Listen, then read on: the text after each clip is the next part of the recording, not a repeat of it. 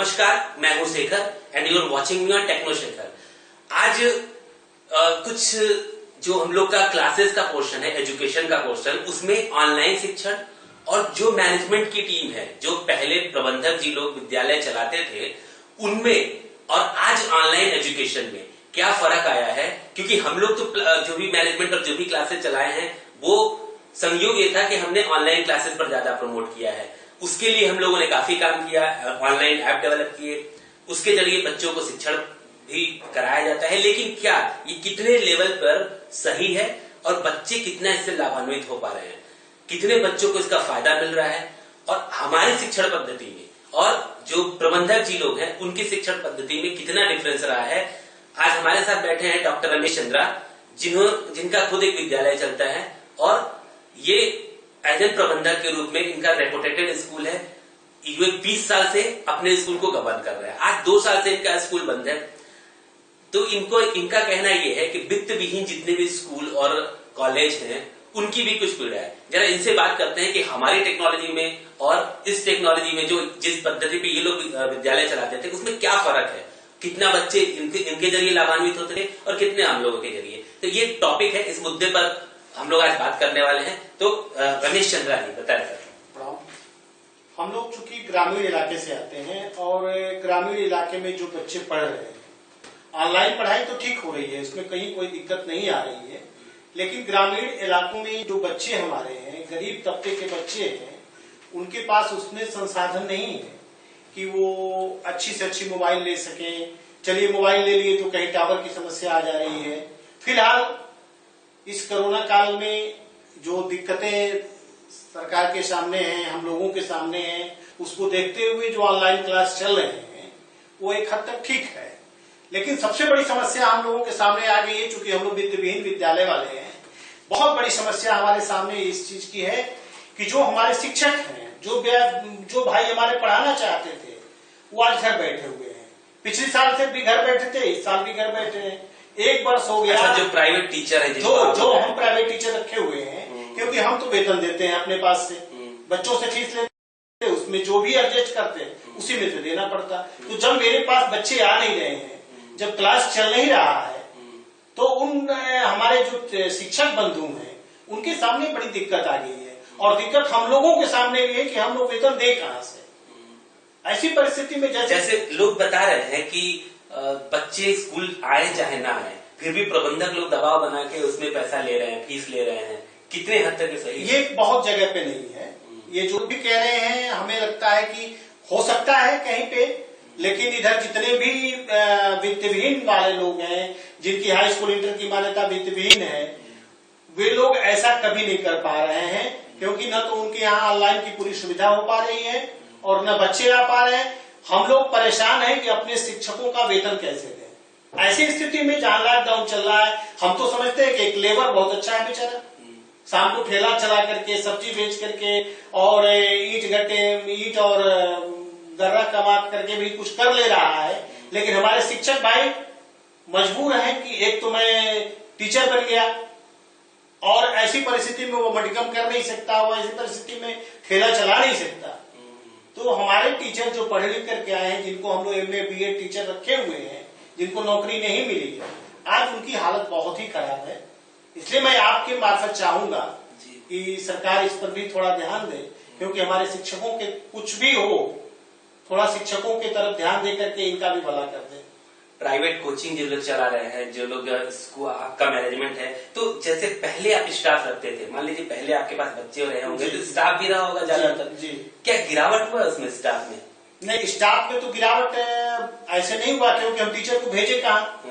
Teacher मेरे पास अभी बैठा हुआ है कि कल लॉकडाउन खत्म होगा, परसों लड़के आएंगे, फिर हमारी क्लास चलेंगे, फिर वही कॉलेज चलेगा। उनको उम्मीद लगी है, एक आस लगाए बैठे हैं, लेकिन उस आस में सफलता नहीं मिल पा रही है। पूरा पेमेंट देना मैनेजमेंट के साथ? हाँ, पूरा पेमेंट हमको देना पड़ता है। और देने की स्थिति ये है कि काफी मैनेजमेंट के जो प्रबंधक है वो रोड पर आ चुके हैं। और ऐसी स्थिति में ऐसा लगता है कि अगर यही स्थिति चलती रही तो काफी कॉलेज को बंद करना पड़ जाएगा। अब इसी में एक फैसला जो अभी 20 तारीख को गवर्नमेंट ने लिया है कि सारे जगह पे अब हम लोग ऑनलाइन शिक्षण कराएंगे। गवर्नमेंट ने एक पूरा पोर्टल दिया है।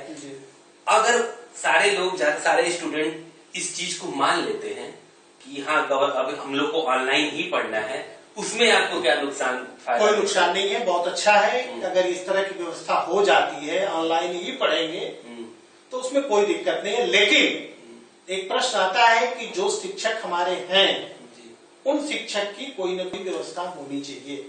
सरकार को थोड़ा उस पर भी ध्यान देना चाहिए। ये हमारे भाई आज जो बेरोजगार बन करके घूम रहे हैं, इनके बाल बच्चे कैसे चल पाएंगे, इनकी तरफ थोड़ा सरकार को ध्यान देना पड़ेगा। अच्छा, मतलब जो टीचर अभी आपके साथ पढ़ रहे थे या आपके स्कूल में पढ़ा रहे थे, उनको आप पूरी सैलरी दे रहे हैं? पूरी सैलरी। लेकिन क्या हर मैनेजमेंट कर रहा है, हर प्रबंधक कर पा रहा है? ये लगभग कर रहे हैं। मतलब सारे प्रबंधक लगभग क्यों नहीं करेंगे? क्योंकि वो व्यक्ति मेरे भरोसे बैठा हुआ है, मैंने उसका नाम दे रखा है, वो टीचर मेरे विद्यालय में है, तो मेरी जिम्मेदारी बनती है कि हम उसका ख्याल करें। लेकिन प्रबंधक भी अब ख्याल करने के लायक नहीं रह गए हैं। उधार में आ गया। बिल्कुल बिल्कुल। अच्छा, तो ये जो था, जो टीचर अभी हैं, जैसे पहले अगर 10-15 स्कूल, आपने बहुत से टीचर हायर किए होंगे धीरे धीरे, कभी 2 स्टाफ रहे, कभी 4 रहे, तो जब बच्चे बढ़ते हैं तो आपका इंक्रीमेंट भी बढ़ता है। और अभी जो भी जैसे सोशल मीडिया और इसके जरिए लोग व्हाट्सएप पर क्लास चला के फिर भी पेरेंट्स से जो पैसा वसूल रहे हैं फीस के नाम पे, क्या हर गार्जियन आपको पैसा दे पा रहा है? नहीं। जैसे लोग कह रहे हैं कि स्कूल जब बच्चा स्कूल ले जाएगा, क्योंकि गार्जियन तो कह रहा है कि हम कॉलेज वाले वही पैसा ले पा रहे हैं, वित्तविहीन वाले वही लोग ले पा रहे हैं, जो प्राइवेट टाइप के हैं, जो इंग्लिश मीडियम चला रहे हैं या इस तरह के जो कॉलेज हैं, जो हाई फाई प्रोफाइल वाले हैं, ये लोग पैसा ले रहे हैं। लेकिन जो गांव की स्थिति है, जो वित्तहीन वाले हाई स्कूल इंटर की मान्यता लेकर के जो गांव में ग्रामीण क्षेत्र में है, वो कहीं भी गार्जियन से पैसा। जरा हमको वित्तविहीन का और अदर का मतलब समझाइए कि वित्तविहीन का मतलब ये होता है कि सरकार जब हम लोगों को मान्यता देती है तो हम लोगों को शुरू में ही एक बात भरवा लिया जाता है कि हम वित्तविहीन हैं, हम वित्त की मांग नहीं करेंगे या वित्त की नहीं करेंगे, तो ठीक है, प्रबंधन से ले लिया जाता है। लेकिन वो टीचरों का क्या गुनाह है, शिक्षक का क्या मतलब? वित्तविहीन का मतलब आप वित्त की मांग किससे नहीं करेंगे? सरकार से नहीं करते। मतलब आप अपने विद्यालय को चलाने के लिए सरकार से कोई फंड नहीं लेंगे? ऐसा हम मान्यता लेते समय एक बना करके। मान्यता किसका, कौन सी? हाई स्कूल या इंटर की मान्यता। UP board? जी, यूपी बोर्ड की बात है। अच्छा, यूपी बोर्ड में ये चीज है? यूपी बोर्ड में ये हालत है, इसलिए हमको वित्तविहीन कहा जाता है। और वित्तविहीन के शिक्षकों को सरकार अभी तक कोई वेतन नहीं दी है, न किसी तरह का। एक बार मतलब जो भी आपने विद्यालय बनवाया होगा उसमें कोई भी खर्चा अगर होता होगा तो वो आपका हेडअप है, वो टोटल मेरा है, तब हो गया। चलिए, ये समस्याओं को लेके कभी कोई मीटिंग अभी आप लोग के बड़े स्तर पर कोई हुआ है? बड़े स्तर पे आप लोग का कुछ यूनिटी होगा? बड़े स्तर पे काफी बातें हुई हैं। हमारे लिए लाल बहादुर जी हैं, जो शिक्षक संघ के वित्तविहीन शिक्षक संघ से चुन के गए भी हैं जी, और हमारे प्रदेश अध्यक्ष भी रहे हैं इस समय। तो काफी लड़ाई लड़ते हैं, और लेकिन अकेले वो क्या कर सकते हैं, इस पे तो सरकार को सोचना भी चाहिए। चलिए, हम कोशिश करेंगे कि अगर ये चीजें पब्लिक तक पहुंचे, लोगों को पता चले, क्योंकि पब्लिक के स्टूडेंट्स के अंदर एक रोष है कि स्कूल अगर खुल नहीं रहा है तो भी मैनेजमेंट पैसा ले रहा है। उनका सीधी ये लॉजिक है, क्यों ले रहा है? जब हम स्कूल नहीं जा रहे हैं, बच्चे तो बोलेंगे भाई मैं आपका स्कूल में आ नहीं रहा हूँ, मैं आपकी पढ़ाई नहीं कर रहा हूँ, आप मुझे टीचर नहीं दे रहे, तो मैं 3 महीने का पैसा क्यों भरूं?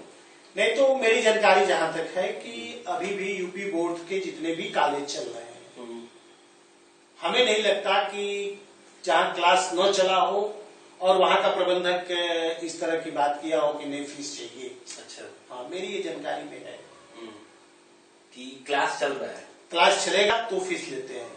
और कैसे चल रहा है फिर क्लास? अगर नहीं, अभी तो फिर कुछ नहीं हो रहा है, अभी तो लॉकडाउन की वजह से कुछ चला नहीं। अच्छा, तो मतलब ये है कि जो 3-4 महीने बच्चे नहीं जा रहे हैं, उसमें आप लोग कोशिश करेंगे कि उनसे पैसा न लिया जाए, ये कोशिश रहेगी। चलिए, ये बहुत बड़ा सपोर्ट और सहयोग होगा अगर ऐसा प्रबंधन ये लोग करते हैं। नहीं, ऐसा किया जाएगा और हम लोग करते भी हैं। क्योंकि आज के डेट में सबको जो पढ़ाई के लिए बाध्य है बच्चा, उसको तो डिग्री लेना है, उसका तो सेशन बेकार नहीं होना है। हाँ। क्लास 6 का बच्चा है तो कल उस 7 में नहीं जाएगा तो कैसे? सेशन तो उसको आगे बढ़ाना ही है। मैनेजमेंट बोलता है कि अगर बच्चा यहाँ है और तुम्हें अगले साल का सर्टिफिकेट चाहिए तो आपको साल भर की पूरी फीस देनी है। ऐसा बहुत कम जगहों पे होता है। अच्छा। बहुत कम जगह पे ऐसा है, क्योंकि प्रबंधक जो भी है सुलझे हुए प्रबंधक हैं, ऐसा कहीं कुछ करते नहीं है। ये जहां भी सुनने को मिलता है, बहुत कम जगहों पे इस तरह की बातें आती हैं। अच्छा, चलिए, तो आज हम लोग का जो ये मुद्दा था वो ऑनलाइन शिक्षण पर भी था, और एक प्रबंधक जी जो बैठे हुए हमारे पास, रमेश चंद्रा जी, स्लोगन ये इनके कुछ राइटर हैं, आप तो राइटर वगैरह पर काम करते हैं, लेखक के रूप में भी? हाँ, मेरी कई उपन्यास 10-12 उपन्यास आई हैं। अच्छा। और मैंने रामायण का लिखा भोजपुरी में। उसके बाद मैडम हमारी काफी किताबें लिखी है, नारा लिखी है, और पार्टी